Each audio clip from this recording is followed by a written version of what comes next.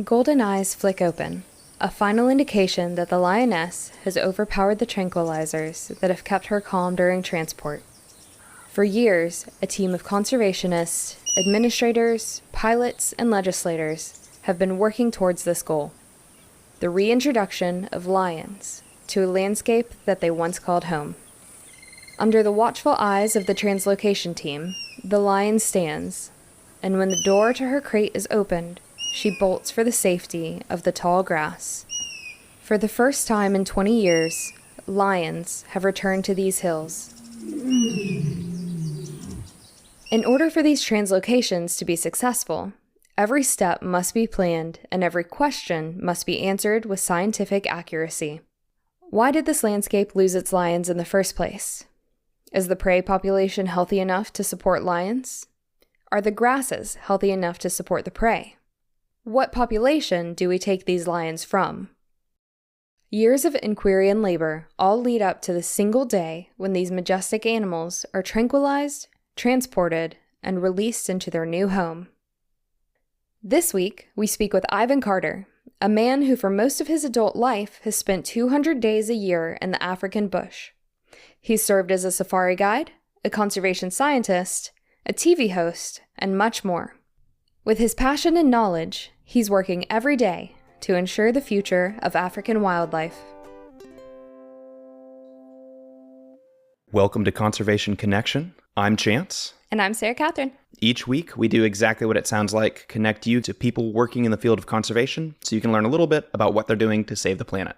Really excited this episode to have a special guest with us before we get to our full-length interview. We're sitting here with Mark Titus, who, among other things, has an awesome podcast called Save What You Love. He's an incredible environmentalist. He's a documentary maker. You should all go watch his films. Welcome to the show, Mark. Hey, thanks for having me on. It's an honor to be with you guys. Yeah, it's an honor to have you. We were recently on your show that's going to release a little ways after our episode here that we're releasing today. And you sent us some amazing salmon after being on your show. So it's been really fun to get to know you. Has lots of perks. Highly recommend it. Yeah, salmon, the creature that brings good people together. I love that. I love that. What a PR phrase for salmon. Brings good people together. And we wanted Mark on the show right now because this episode is an interview with Ivan Carter, who has worked on the African continent his entire life, has been a guide for big game hunts. He does wildlife translocation studies. He's a scientist. And there's a lot of conversation about how can conservation and hunting coexist. And Mark, you've done a lot of work in the field of preserving salmon runs and making sure that salmon exist for the next generation, not just because they're beautiful, incredible, which they are, and they bring good people together, but also because it's a source of livelihood for massive groups of people. So I just thought it would be a super fun little conversation to bring you in on as somebody who works in this field in kind of a related way. Yeah, it is related, and all things are connected. I think that probably the easiest side channel that I can see to enter the river here is with an understanding of many of my friends throughout salmon country here, from the Pacific Northwest on up through Alaska, who are indigenous folks, and they have been partaking in what is now called traditional harvest. For years, it's been called subsistence. That word is not really accurate with the scope and the vein of what it is. But what it really harkens to me is a relationship. It's a relationship with the animals and the land that is something that has been deeply understood in body, literally in body of the people who have been here for 10,000 years or more. And so when we're talking about that connection and that act of taking a life to support life, it's something that goes very, very deeply and is felt by people deeply in body and in practice who are rooted to this land. One of the things that we kind of get into throughout the interview is the idea that if your entire existence, every morsel of food that goes into your mouth comes from the environment, you are intrinsically going to take care of it in a way that once that connection is interrupted, and it's a luxury to go out and harvest food directly from the environment, then it becomes recreation and it doesn't really matter because you can get food wherever. And so he talks a little bit about his experience with groups of people who have been practicing traditional harvest for generations, and it's a way of life for them. Totally true, totally wise.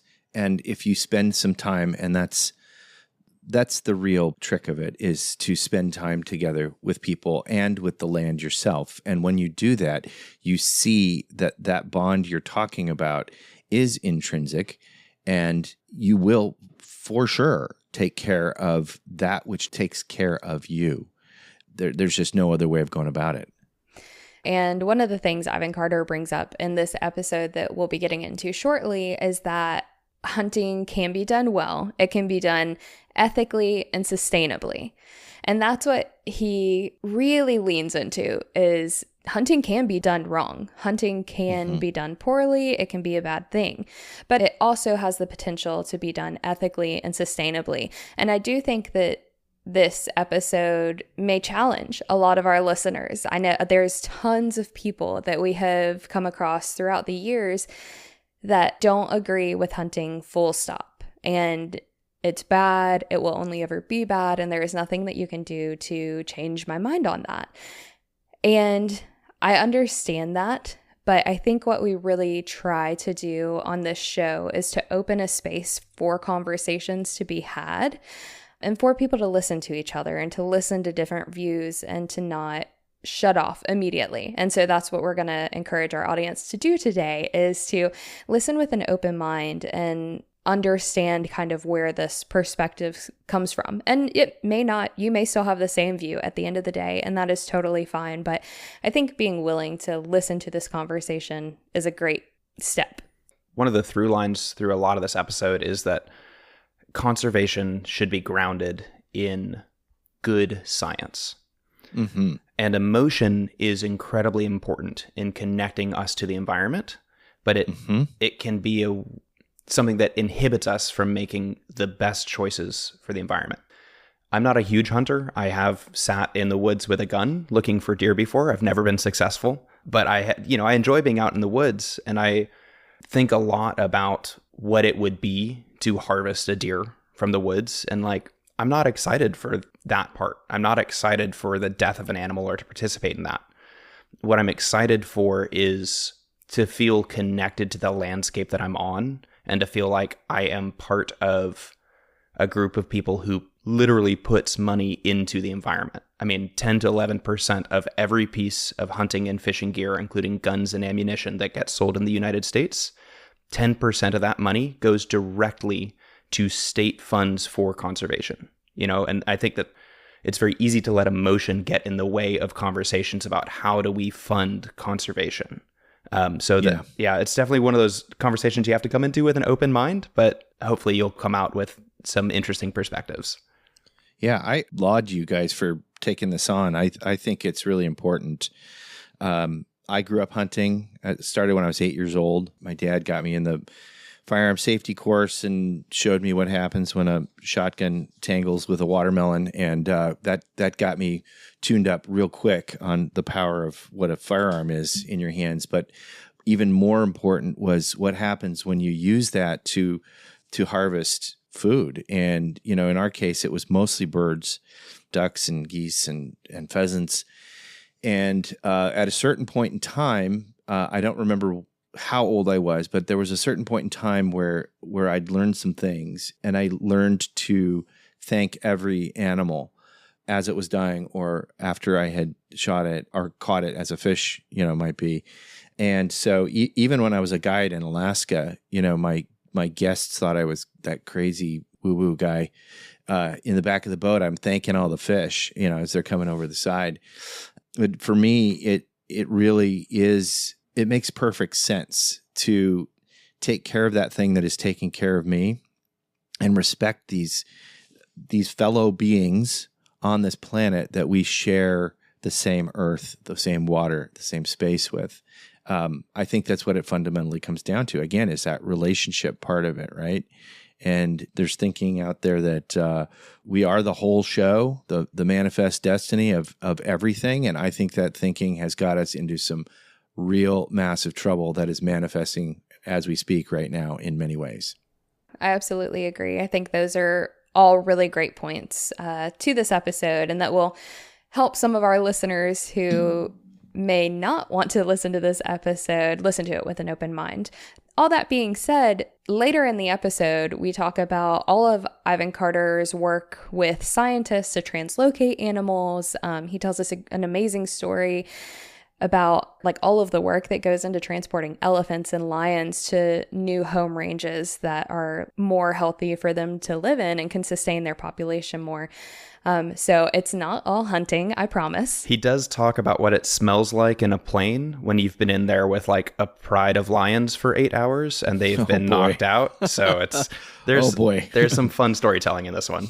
Yeah. Well, I had a chance to interview a really interesting fellow, Dr. Aaron Ransom, up here in the Pacific Northwest, who's been in charge of relocating grizzly bears into the North Cascades mountains up here. It's an area of 10,000 miles, but it's chock full of controversy with humans running into bears and ranchers and livestock, all that kind of stuff.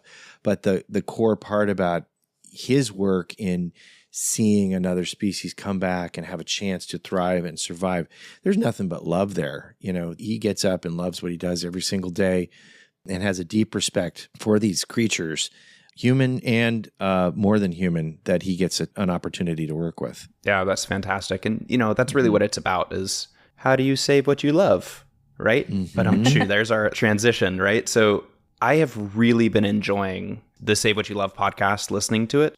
I like it because it's very similar to what Conservation Connection is in the terms of like, it's just a conversation with somebody who is saving things that they love. And that is almost always wrapped around something in the environmental space. So could you, just for people who haven't heard of the show, give us like, what is the elevator pitch of what is the Save What You Love podcast?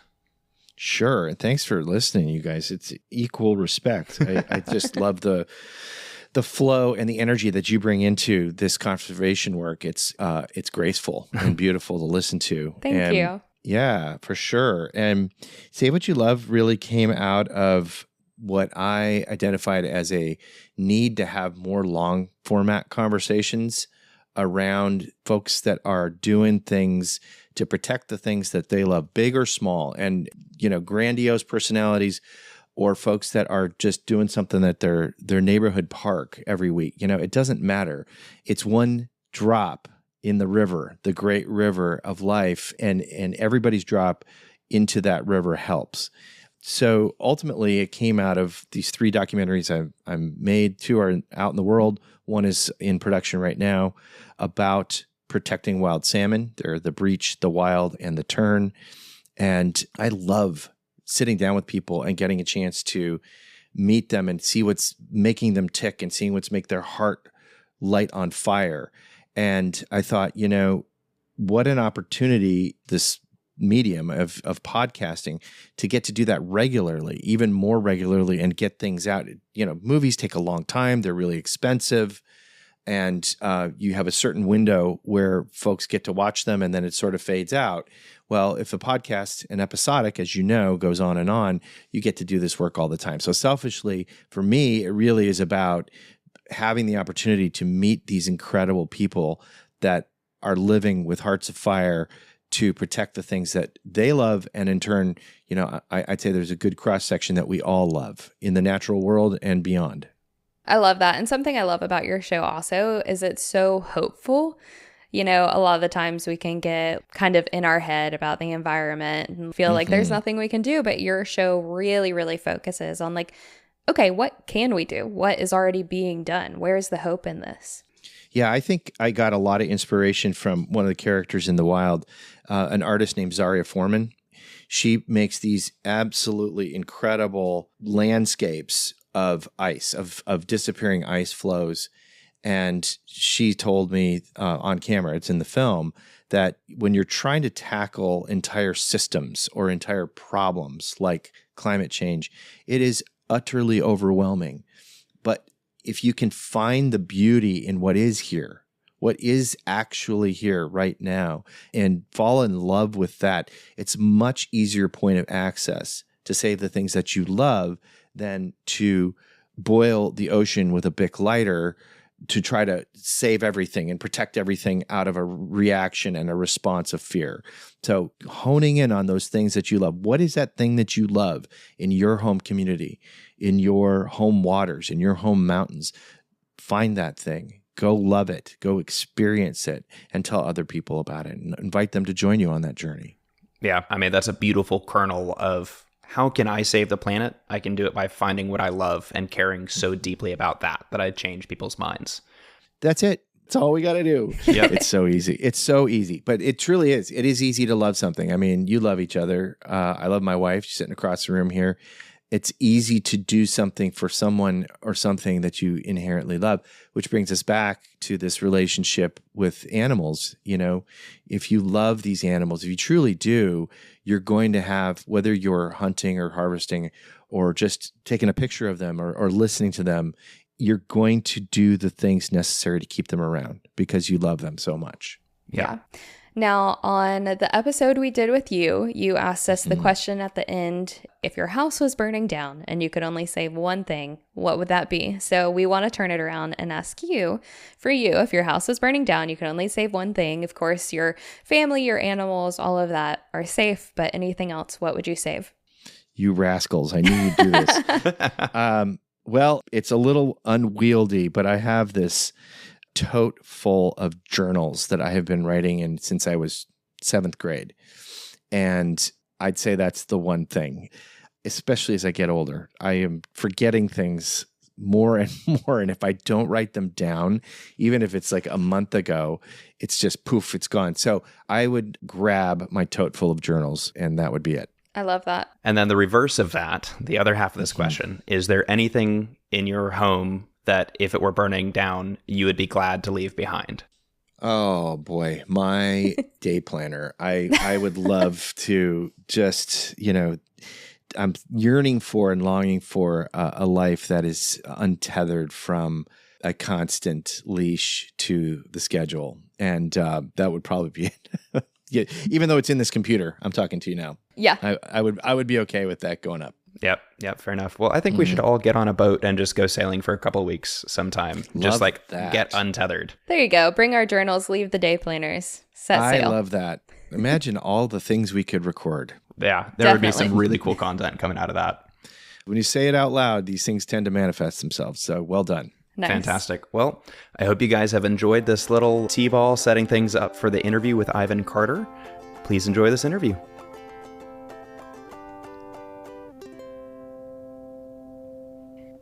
We are so incredibly excited this week to be sitting down with Ivan Carter. He is a lifelong conservationist, co-founder of Conservation Film Company, TV host of several TV shows. I think you were just telling me over 90 episodes of conservation TV, including Carter's War, Wild Animal Response, and currently host of Defenders of the Wild, and also father of Brooke Carter, who also has a TV show, Wild Wonders with Brooke. So thank you so much for being on the show with us today.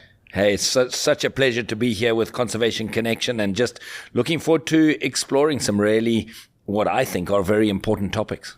Absolutely. We had kind of a nice primer to this conversation before we got to get in here and press record. And if you've been listening to Conservation Connection for a while, then you may know that we wanted to have Ivan Carter on in 2022. We did an episode with Ross Mason, who is part of the EarthX TV team, and he said it was his fault.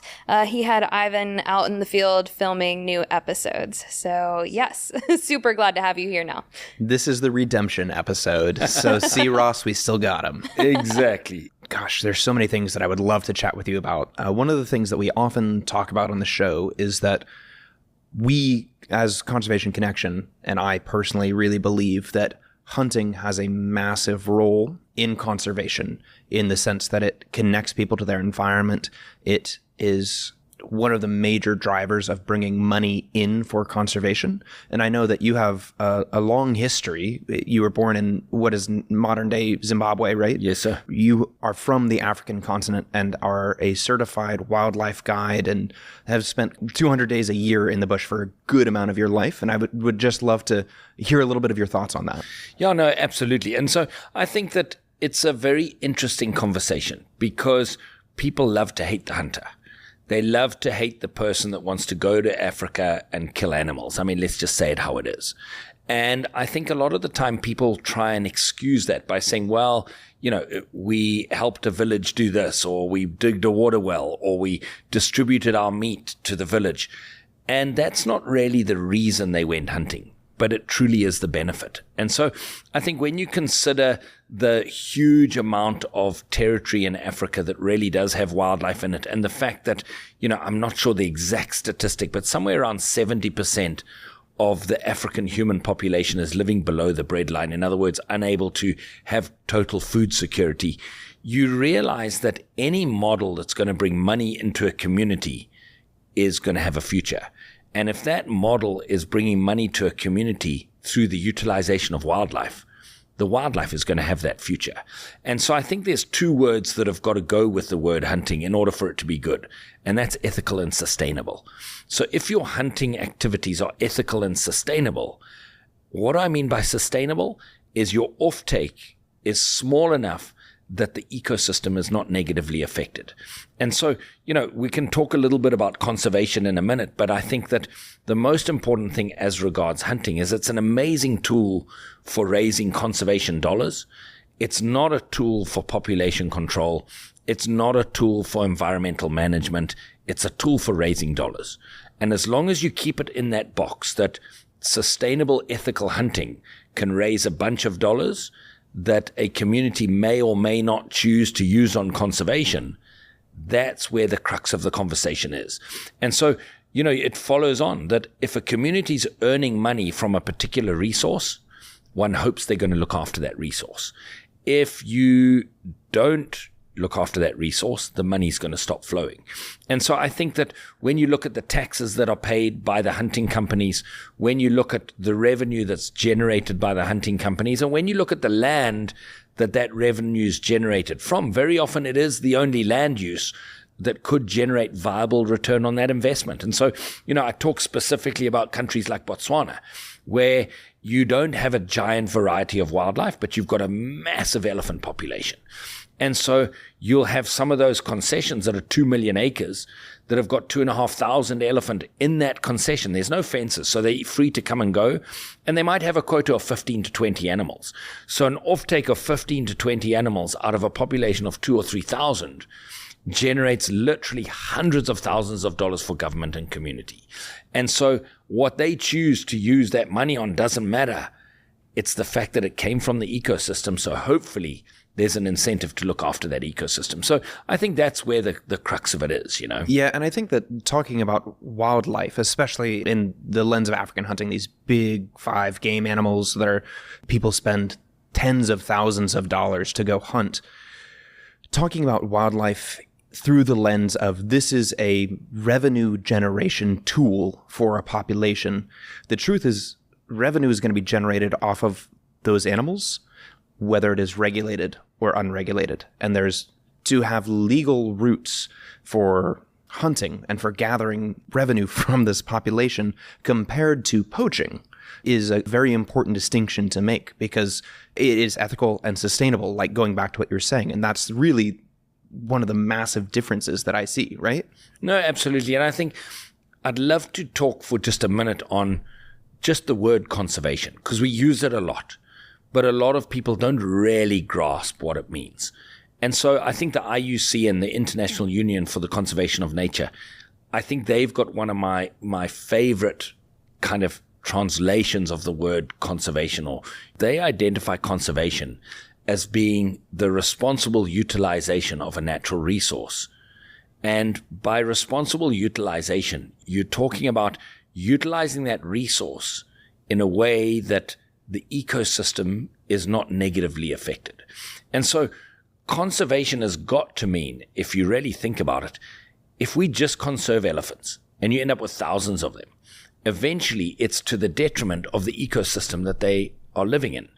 And in the end, the ecosystem can't support the elephant anymore and everything dies. And so conservation has got to mean the sustainable conserving of the entire biodiversity.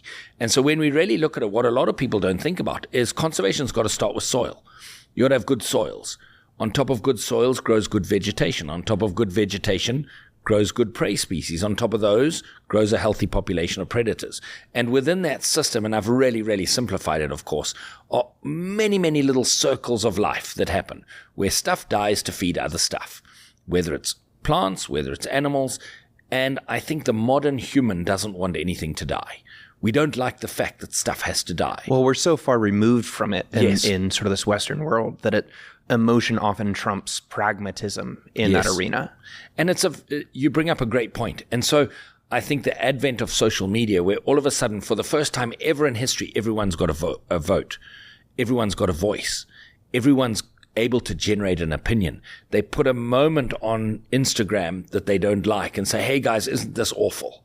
Before you know it, that thing's gone viral. They can use that to generate signatures on a petition, which can be used to change policy. And all of a sudden, you've got a very emotional group of people that have changed a policy, which can very often negatively impact whatever the topic is. They've made their decision based on a 5-second clip that they paused on Instagram to scroll. And in a perfect world, your conservation decisions would be based on good science. And good science takes a pragmatic, decent length of time with a pragmatic, open thinking scientist to say, okay, in order for this to happen, these other steps need to happen. And so in order to manage this ecosystem, I'm going to promote that this has got to happen, then this, then this, then this, in order for us to achieve this.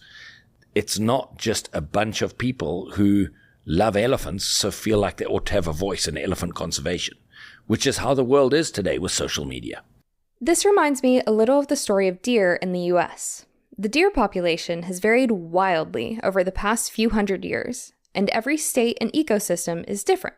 But a major part of this story today is that we no longer have large populations of deer's natural predators like bobcats, wolves, and mountain lions. We've either eradicated them to make raising livestock easier, or we've altered the landscape so much that we've driven the predators out.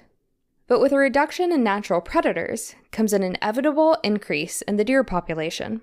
In places that have too many deer, there's significant rise in animals that are sick, underweight, or that end up involved in car collisions.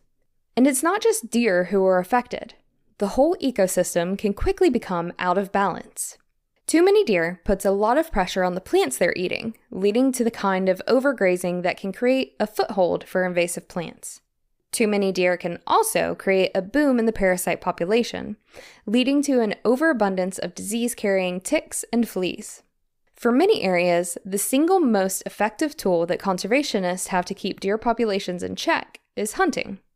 With good data on the deer population, scientists and wildlife officials can set reasonable bag limits each year that help keep the population at a healthy level while also bringing much-needed funding to their conservation efforts.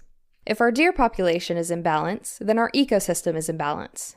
So although I'm not a hunter, I do believe that hunting can be done and done right. So I think the way that I like to look at it is if you think of an endowment, a financial endowment. So, an endowment is where you take a certain amount of money and you lock it up and you only ever use the interest. Let's think of a healthy wildlife population as an endowment. You've got a certain amount of animals that you're never going to touch your core. Every year there's a few older males that are beyond breeding, that are no longer useful to your ecosystem. Those are the ones that can be harvested without touching your core population, and they can generate the money that can then be used to protect your core population. And I think it's very important also, people think that an ecosystem is just a stable system, and it's not.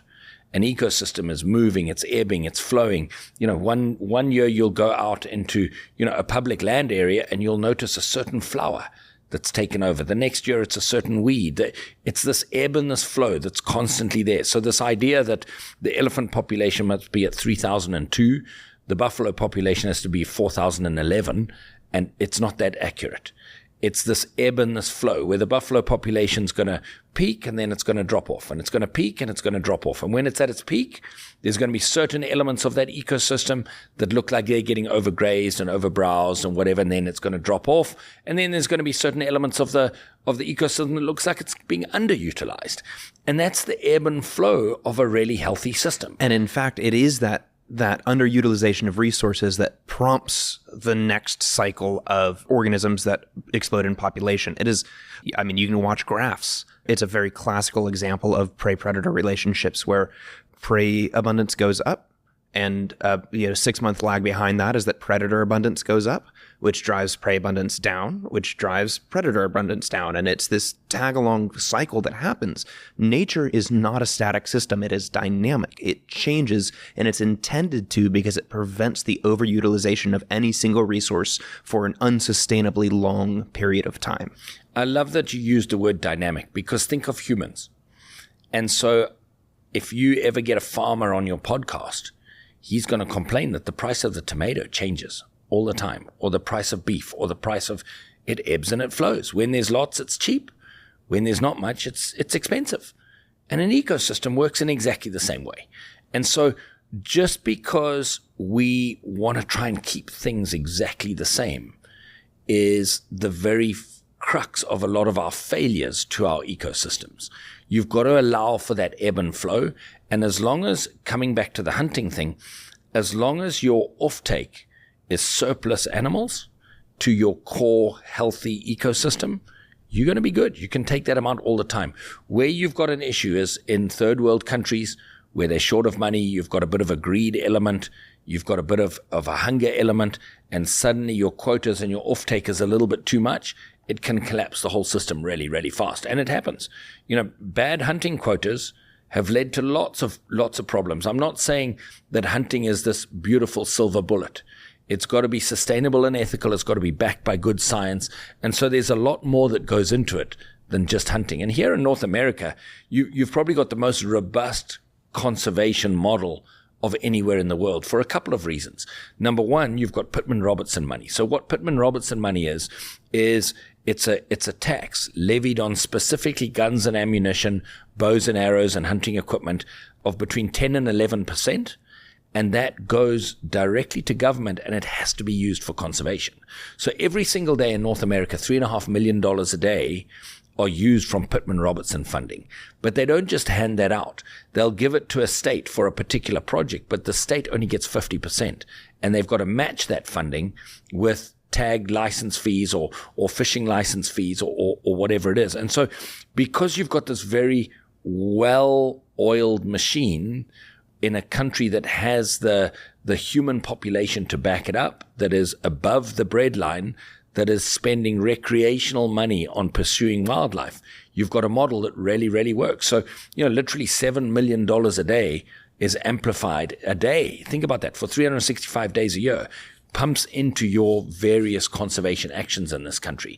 And then you've got, states like Pennsylvania, where there's hundreds of thousands of deer are killed with legal permits, each of which generate tag fees. Absolutely. And so millions of dollars that goes back into, and so that model or variations of that model can apply to Africa, but just on a very different scale, Yeah, I completely agree. And one thing that I do want to take a moment here to bring up is that I don't want to minimize the emotional discomfort of seeing an animal killed or of participating in the death of an animal. And I think that a lot of the times where we get this absolute polarization, like, no, I won't even talk about it, I think all hunters are insane, is that there's this assumption that hunters and anglers don't care about the animals that they're taking. It is completely understandable to me that somebody who has never experienced that kind of connection with nature would look at that and say that is absolutely maniacal behavior, and I can't stand for it. I understand that. And the end point of all of that is that it is personally difficult to care about the environment sometimes, in the sense that it asks us to go into uncomfortable places and experience uncomfortable things. One of the things that I've personally been experiencing here at EarthX is that they intentionally bring people from all sides of the aisle into the room to talk with each other and have conversations. And that is inevitably going to lead to uncomfortable conversations, to conflicts of belief, but pushing through that discomfort and finding ways to work with other people is the only way that things are going to move forward. And I just wanted to take a moment and recognize that there are valid emotional pains to hunting, especially for non-hunters. And I think that let's go, and I completely agree with you, first of all, but let's go back to something that you said earlier, if we are going to base our management around avoiding personal pains that someone may have that's not part of that management, I think the world's in trouble. I completely agree with that. We have to have pragmatic, fact-based science that dictates how we manage our ecosystems and our wildlife, because the luxury of leaving it alone, that's gone when the human population is well over 8 billion, and the billions and billions of acres that we require to live on and to grow our food means that we don't have the luxury of just, well, we should just leave it to sort itself out. We don't have that luxury anymore. There's too many people. So the wildlife exists on these islands, and it's these ecological islands that we have to manage to make sure that it's here tomorrow. You know, I read an interesting statistic today, actually literally 3 hours ago.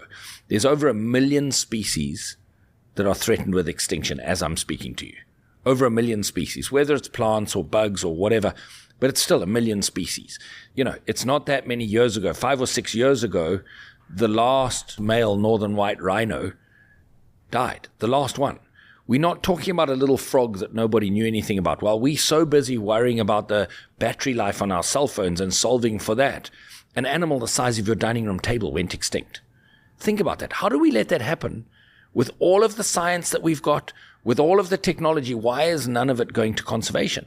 How are animals the size of your dining room table going extinct in front of our eyes, big iconic ones, while we're worrying about making our cell phone batteries last longer?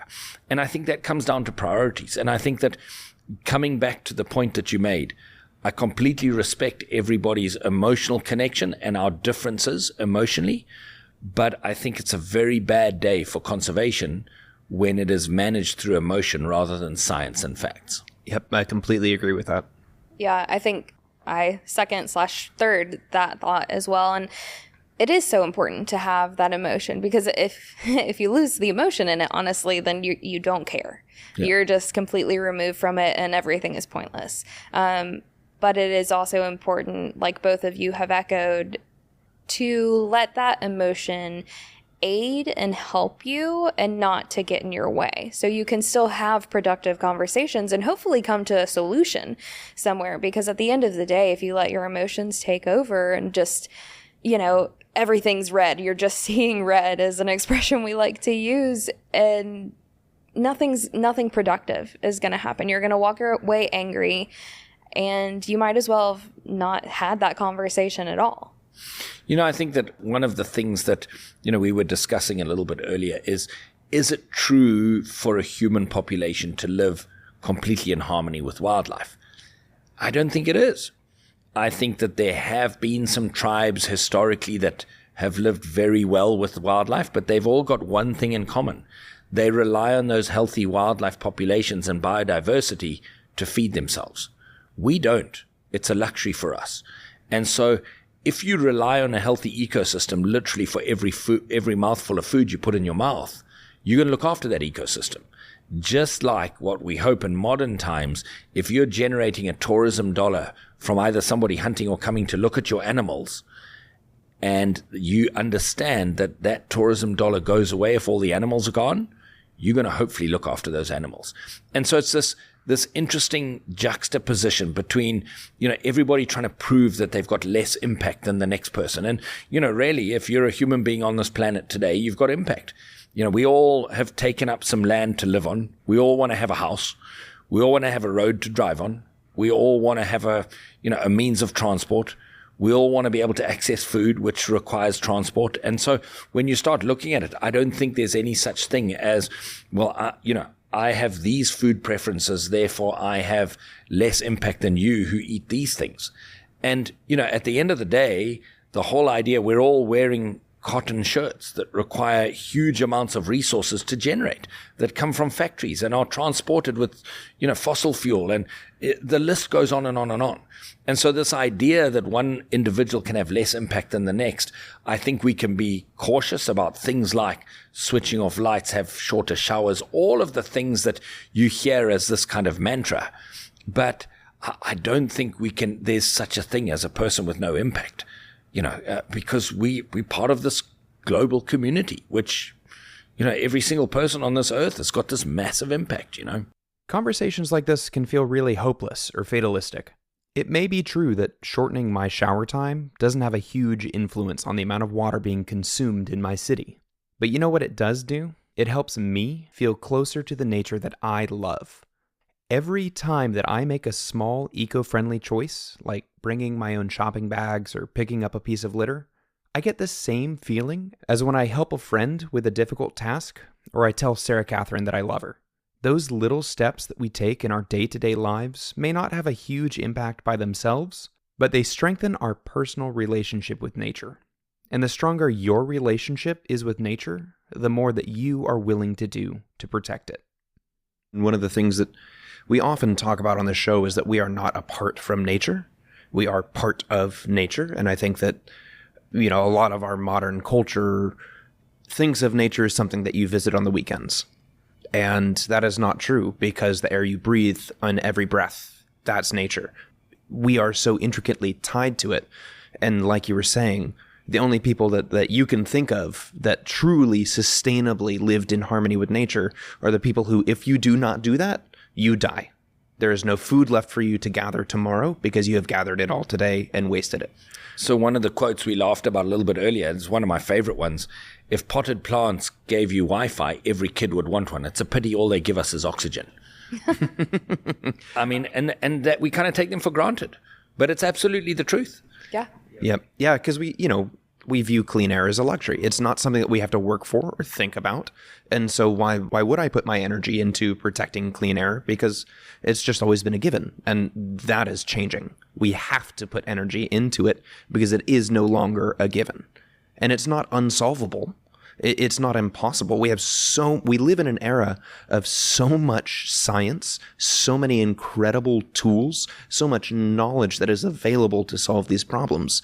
And there are thousands, tens of thousands, hundreds of thousands of people working on these problems all day, every day. And as doom and gloom as we can sometimes get on the podcast, I do sincerely believe that there will be an incredible future for our planet because of the effort that is being put into solving these problems and working with it and just building a relationship with the world. One of the things we're really, really fortunate with our television show is each episode is based around a particular animal or a particular aspect to a particular animal. It's very seldom multi-species. We do some multi-species, but it's very seldom.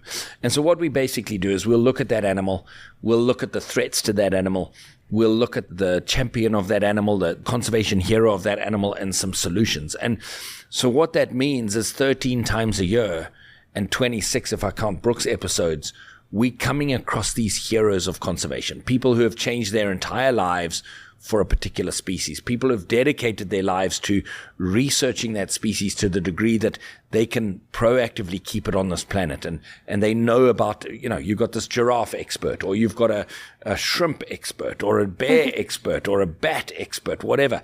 And they have single-mindedly homed in on what that animal needs, what it's going to take to make sure it sustains itself into the next generation, et cetera, et cetera. And so really, when you look at it with the speed at which science and technology is moving and the embracing, we've only just starting to see that stuff finding its way into good conservation. And I think that we're in the rising sun of the conservation era. I'm not a doom and gloom guy. That's just not who I am. I love being out there in the field. I love seeing the sun rising over a clean, fresh ecosystem that's vibrant, and the birds and the, frogs and insects and all that stuff going on. And I really have a huge amount of hope because I've seen firsthand the passion in the eyes of the heroes that are looking after these systems, but also starting to see this technology coming in, and where you start seeing AI being used in conservation, and you start seeing, huge amounts of technology. And, that wasn't the way just 10 years ago. It would shock you if I told you that, the satellite collar we put on an elephant can only do the same amount of work that it used to be able to do 20 years ago. Same technology. Hasn't advanced. Wow. Because nobody cares. And that's the bottom line. Nobody cares. And we're starting to see people starting to care and ask different questions and try different things and do all of these things. But the fact that you've got a collar that's got a 7 or 8 pound block of resin on an elephant, and all it can do is send one location point 3 times a day to a satellite. That's all it can do. And yet sitting in front of us here, people can't see it, but I'll tell them we've got 3 smartphones, each of which I bet you've got more than 100 apps on, that can do everything from telling us that we're tired in case we don't feel tired to telling us what to eat and how many steps we've got and, calendars and everything. And yet this giant thing, 20 times the size of our cell phone, can only do what it used to be able to do 20 years ago, which is send one location to the satellite 3 times a day. It's asinine. And then you compare that to like yesterday here at EarthX was Ocean Exchange, which is you could call it an engineering challenge, but it's basically an opportunity for people creating new technologies to protect the ocean, to get them in front of people who have money to invest in those things. I mean, there is real growth in the field of environmental technologies and like changing the world of how we can collect data out in the environment. It's really incredible to see the growth that we're seeing in that right now. See, and I think that a huge amount of focus of conservation today is collecting data. Data is useless unless it leads to conservation. So I can know everything about you, everything that there is to know about you. But if I don't know what you need to eat to be alive tomorrow, it doesn't matter. Right. I can know how your hair's made. I can know where your clothes came from. I can know everything about your structure. But if I don't know what to feed you, you're dead. But, in 6 days' time, right, you're done. Right. We actually had a fascinating conversation yesterday with a woman who is a decision scientist, has a degree in decision science, which is taking all of this insane volume of data that we're able to collect now and sort of coalescing it in a way that gives decision makers the best possible understanding of the outcomes of various options to inform specifically conservation measures. So like looking at different mangroves and how they impact local biodiversity versus local carbon capture versus, all of these other levers that you can pull and say, we find, after a literature review, we find that this area is probably our highest concentration of A, B, and C all in one point. If we have to save one, that's the one that we should focus on. So I think all of that is fine and dandy, provided the information you're gathering is accurate. So with the wrong person on the front line that maybe didn't measure one tiny little component of that, it throws that entire model out. And I think that there's a great positive of including AI with data analysis, but there's a great danger in including AI with your decision making and your solution, your solving ability of these things. And, I think that as one looks at conservation, let's get a little bit more pragmatic and practical and hands-on here. What we find is one of the things that we find ourselves doing a lot of is wildlife translocations. And so as a foundation, we fund a lot of them. We film a lot of them. We're engaged in a lot of them. I do a lot of them. And it's not as easy as grab a few elephants, throw them in a truck and put them somewhere else. So you've got to, first of all, look, okay, how are we going to catch him? Why are we going to catch him? Are they really a problem here? If they're a problem, is moving them going to solve the problem? Or is that just a Band-Aid? Where are we going to put them? If we're going to put them in a place where there's not enough, why are there not enough? Has whatever it was that made it so there's not enough? You have to solve that first. Solve that first. Is the ecosystem viable for them? Are we going to just put them in another place where they're just going to perish? Whatever the animal. It can be a zebra, an elephant, a lion, a cheetah, whatever it is. Why have they gone away? And so it often, a translocation of wildlife comes at the end of often 4 or 5 years of intense science, where you're analyzing the ecosystem. Why are there no lions here? What is the threat? You're interviewing the oldest people you can find from the community. Did there used to be lions here when you were a kid? Because step one, did they used to occur there? You got to establish that. So it's going through museum records. It's okay. We established that they used to occur here. Step two, what wiped them out? Is it something that's gone? Is it something where the ecosystem is no longer viable for them? What is it that wiped them out? Okay, well, now we've figured out what it was that wiped them out, and that thing's gone. So now, is the ecosystem viable for them? What does a population require? And does this ecosystem have those requirements? And then, so now you check all of those boxes. That's just in the destination landscape. Now we've got to find a place where there's too many. Okay, well, are there really too many? Why do you think there's too many? Is it part of a cycle, or are there really too many? So do we need to cull them? Do we need to catch them and move them? Is that going to be a good source? What's the genetic makeup? What's the health profile? Is it the same genetics that used to occur where we're taking them to? Exactly, because, the same species does not all use the same resources across the entirety of their range. Exactly. So you can't pick up an individual that is used to eating this particular food, and that is what they recognize as food, and move them into a landscape with completely other food resources. It's not going to be a successful translocation. Exactly. Yeah, we actually just recently... So we're recording this episode at EarthX. The current season we're in is covering coastal conservation.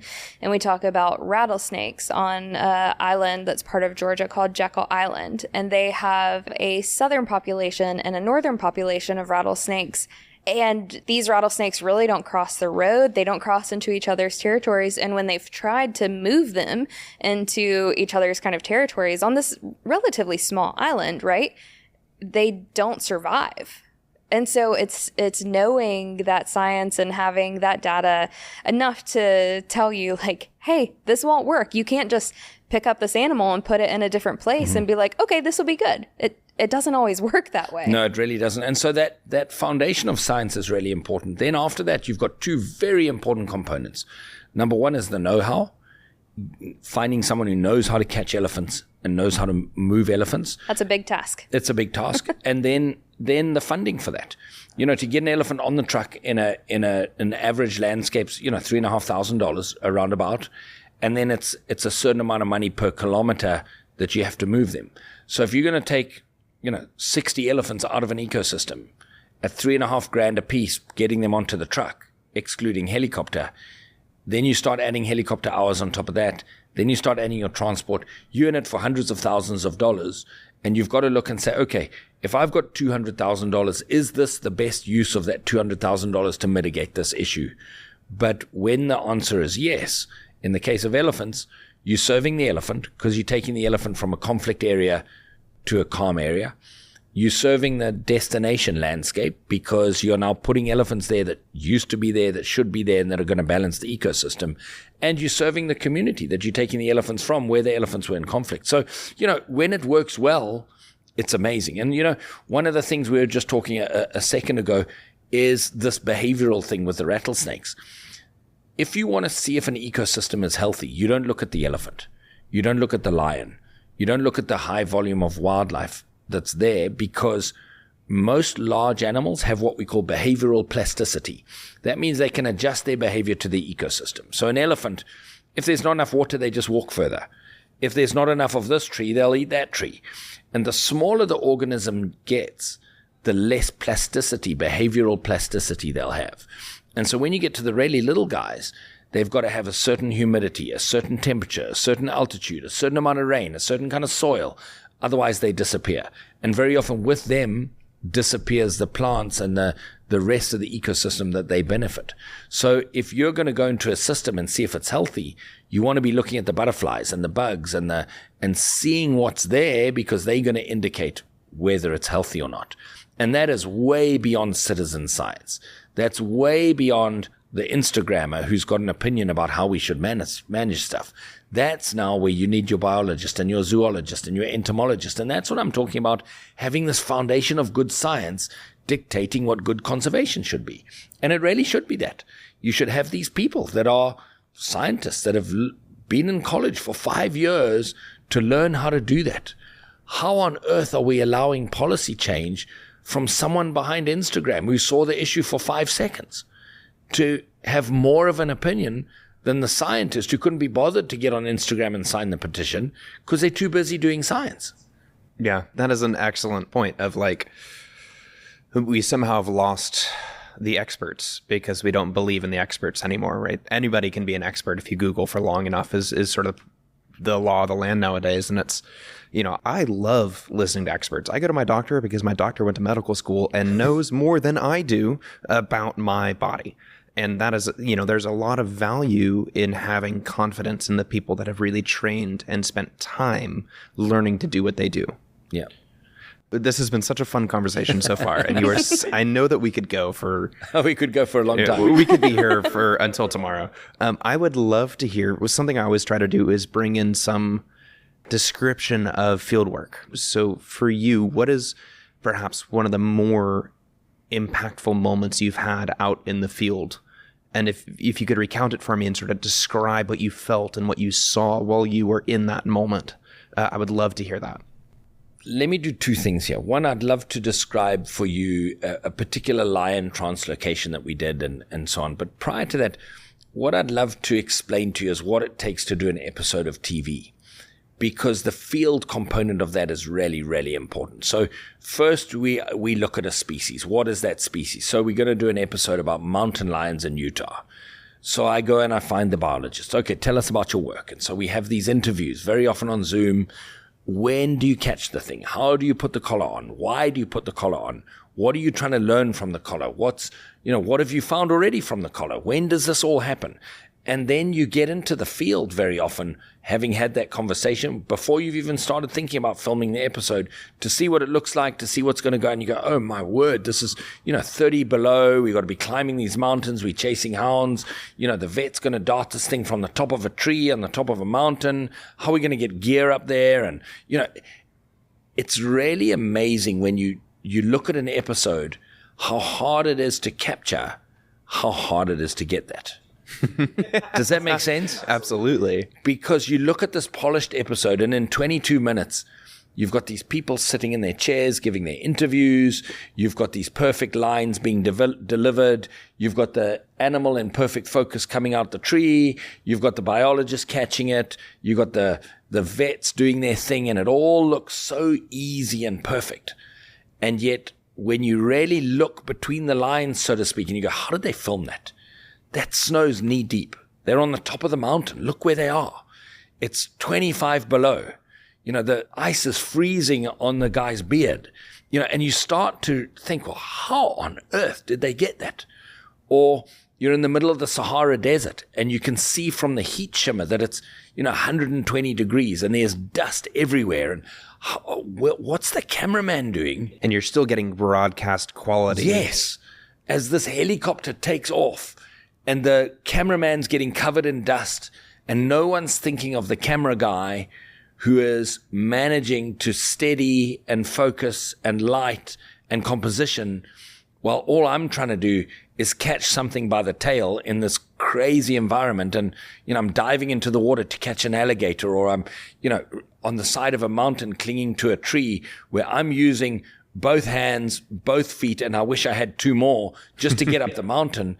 And he's only got his feet because he's got both hands on his gear. Yeah. Well, and it's also, you can only get that shot once. Yes. Once you've caught the animal or done the thing you're trying to do, the cameraman can't be like, oh, wait, I didn't get a good shot. Could you do it again? Exactly. And so, when you talk about, and I'm sorry I went down that tangent, but when you talk about some of the impactful stuff, I think that creating a really good episode in an environmentally difficult thing with a charismatic species, that really is one of my favorite things, because it's hard. And I love it because the people that see that hopefully learn something. It hopefully generates a passion in them for them to care. And step one to conservation is making people care. And so, conservation TV, I think, is one of the most important things that's out there. Nobody sits in their lounge and goes, oh, I feel like being educated. No one ever says that. They sit down, they want to be entertained. They're going to flick through the channels. If we can entertain them, and then into that entertainment, infuse it with good facts. And then I think we've got some good conservation that can happen as a result of that. And so, the whole idea of clinging to the side of this mountain in knee-deep snow and trying to get to where the cat is in the tree so that a vet can dart it, but with a camera and a host and the right sound, and the batteries keep going flat because it's minus 30, and, your sound goes out, and it's a mess. It's a complete mess 80% of the time. And how those guys manage that is, I think, something very worthy of a good discussion, And so, getting to the second part of the question is, one of these moments that we really achieved something great and what it felt like and so on. And so we actually translocated 24 lions into an ecosystem where they'd been extinct for over 100 years. Wow. And so, we went into this ecosystem. We had done all of the research. There'd been remnants of the population until as little as maybe 10 years earlier. but the viable, solid population had been gone from a very long time. And, you're sitting in this aircraft, flying with these lions sleeping in the plane, and it's a founder population of a highly charismatic animal that's this icon of Africa. And your little piece of that effort is going to expand their wild lion's home range by millions of acres. And when you land that plane and the community's there and, it's loud and there's lots of dust and heat and these lions and they're smelly things. They've been, pooping and peeing and farting for the last 8 hours in this airplane. You're pretty happy to get out of the airplane. Those are the realities of this kind of thing. But, you lift them carefully out of the plane. It's this precious cargo. You've got, the customs officials wanting to see them. And then you finally wake them up and they take their first steps on the soil of a country where they used to be abundant and have been extinct. And you've had this little role in this big team effort of putting the species back into this ecosystem. It's an incredible moment. It really is. And it makes all of the paperwork and the thousands of emails and all the planning and all the science. And, even though that's that one day where the kind of conservation rubber meets the road, so to speak, at the end of 5 years of planning, those moments are the moments that and so we're so fortunate because in the episodes, we live those moments a lot because people will say, well, if you come on this day, we're about to release a black bear into this ecosystem or a vulture that's been rehabilitated. And so those big moments, that's the stuff that really keeps me out there and keeps me wanting to do it, Yeah. I don't know if I answered your question. No, that was perfect. Yeah, that was that was a wonderful answer. I would love to hear what you have coming down the pipeline right now. What comes next for you? So we have, I get home and start preparing for an elephant translocation. I've got that coming up in about 12 days' time. Nice. Which will be really, really cool. We do a lot on social media, a lot. And the reason we do a lot, it's very objective. Of course, one wants to monetize social media because I feel that there's nobody really monetizing social media from a conservation perspective. So that's a reason. But the main reason that we put so much effort into our social media is because I think that's how kids are getting their information. And if kids look at animal influencers as just some guy who's got a pet iguana that eats bananas out of his mouth, and he's got 1 million followers, they're not getting the whole story. So what we try and do is every single post has got, within this description and usually within the verbal, has got some kind of conservation message. This is an animal that's cool for this reason, and this is what it does. This is something that, I really like for this reason, and this is, so there's some education and some lessons there. And so, I think that, that's certainly what's coming up is generating content, because you create a following and you've created this monster that lives on content and it needs to eat every single day. And so if you think about it, between Brooke's page and my page, that's, over 700 posts a year just on one platform, and you can't post the same stuff. So, it's thousands of posts. So we're going to be doing a lot of that. We're actually going to go and do some other wildlife interventions, specifically for social, which will be fun. And then come July, we're going to start producing for the 4th season of Wild Wonders with Brooke and Defenders of the Wild. So we've got a busy rest of the year coming up. That is fantastic. Well, thank you so much for taking the time to be on the show with us today. I've really enjoyed this. We really, really appreciate it. Well, thank you so much for having me, and I hope that was interesting. It's certainly been interesting being here.